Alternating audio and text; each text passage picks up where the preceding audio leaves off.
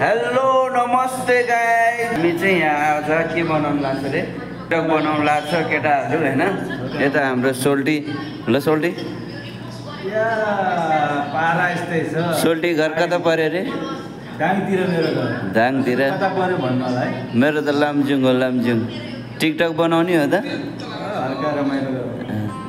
अनि आयुष भाइ के छ ठिक छ? जिम हो? ल ल 1 महिनामा सब लतक गर्छ। सोल्टी ओहो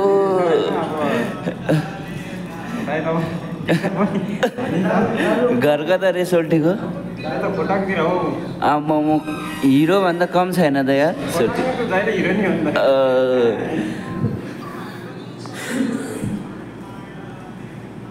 ल